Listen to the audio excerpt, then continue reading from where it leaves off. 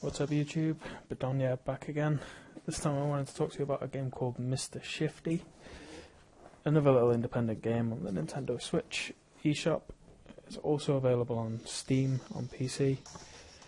And what it is Mr Shifty is an action game and has a huge focus on this ability to teleport. The actual main story of the game is that you are breaking into the world's most secure building. And the game starts off with a small introduction on the teleporting. It basically just shows you the button that you use to teleport and gives you a little room to teleport through.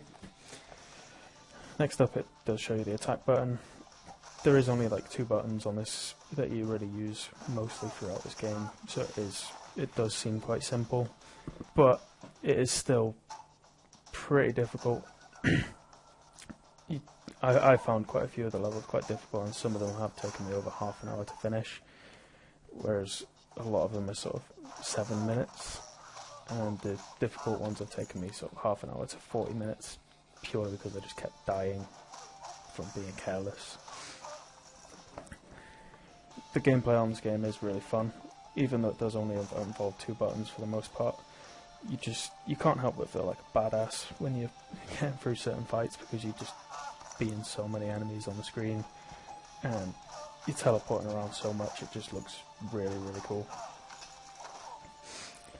So, as with most games like this, it's going to be more difficult when there's a lot of enemies on the screen, and on this game in particular, since most of the enemies have guns and you're limited to melee combat, it does get quite difficult. Even though you can just teleport around, it still is quite hard just because they've got guns, and some of them have got grenade launchers and things like that. And even with your teleportation, as I said, you have got a limit on that, so you have 5 teleports that you can use in a row. Once you've used all 5, you've got a cooldown to wait for, but if you can time it well enough, you can sort of do one, wait a couple of seconds, that one will refill, and keep doing it that way. But obviously if there's a lot of enemies on the screen, it's quite a bit more fast paced than that, and you can't just keep waiting between teleports. And yeah, sometimes when there's a lot of enemies on the screen as well, it can be difficult to keep an eye on your teleport bar, just because there's so much going on the screen, and you just completely forget that you've got a bar to keep an eye on, and that's when you become quite careless. If you are forgetting about that bar, you just end up teleporting into things like explosions or straight into bullets from the enemies. And that can happen even when you feel like you've got it right. Even if you're not running out of the teleport bar, you can still just teleport into an explosion and just die. Another gameplay element of this game that's actually quite fun as well is the bar that fills up above your teleport bar that you'll be able to see on the screen. So basically, once that fills up, if an enemy bullet comes towards you, it'll slow down time so that you can teleport out of the way. Now, as far as I can tell, the only way to actually fill that up is by just defeating enemies, so it can take a little while unless you're particularly good at the game and you can just take out any enemy that you see. But yeah, basically once you fill it up, if an enemy shoots at you, it will slow down time, making it a lot easier to get out of the way of the enemy fire, so you can teleport out. The only thing is, it does only last for a couple of seconds, so once it happens, you need to kind of think fast if there's a lot of enemies on the screen, because you don't want that slow-mo to end, and for you to end up with a barrage of bullets coming towards you, because then if you've used up all your teleports during that slow-mo, you're kind of screwed basically. Now, the art style of this game I think is really nice as well. It's just like a top-down brawler kind of game, like a beat-em-up sort of thing, but there is enough variety of enemies for it to feel like it's not too repetitive, whereas a lot of the rooms do kind of feel samey, but they've all got some kind of different mechanic to them. There's different weapons you can pick up, because you can destroy statues and pick up weapons, and destroy other objects and get weapons out of those as well. The teleport animations I think are handled really well as well, which really helps you get sort of immersed in the game. It does, again, it adds to that badass kind of feeling that you get.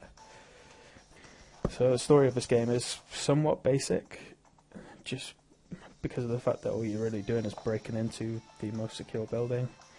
But there are a few kind of twists, if you'd call them that make it quite interesting and sort of change the game mechanics in a way, and you've got to sort of learn to play around these little changes.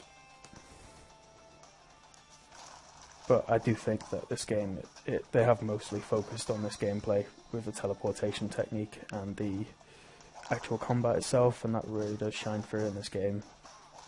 So the story, to me, it's not so important, but it is there, and there is like the little twists and stuff which do make it quite interesting. One thing to note though, I have had a few frame rate dips while playing this game on the Nintendo Switch. I haven't found it to actually affect my gameplay or to make the game any less fun. So that to me hasn't really affected my opinion of the game, but I know that quite a lot of people do find frame rate drops and just performance problems to be quite a deal breaker really. So if you are bothered by that kind of thing, you're probably not going to enjoy this game, even though it doesn't really start up until like the later half of the game, the performance problems. But again, if you can't stand minor frame rate dips, you're really not going to enjoy this game. But overall, I do think this is an incredible game. It may be quite short, you can probably get through it in just a few hours, but there is a lot of replayability, because you get a timer at the end of each level, it tells you how fast you got through the level, and it gives you a death counter as well.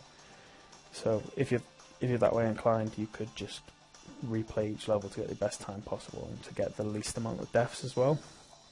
And even though there's no achievements on the Nintendo Switch, you could sort of handle it as your own like achievement, I guess, trying to get as few deaths as possible and trying to finish levels in as fast a time as possible, which is always good fun. It definitely makes games replayable like that.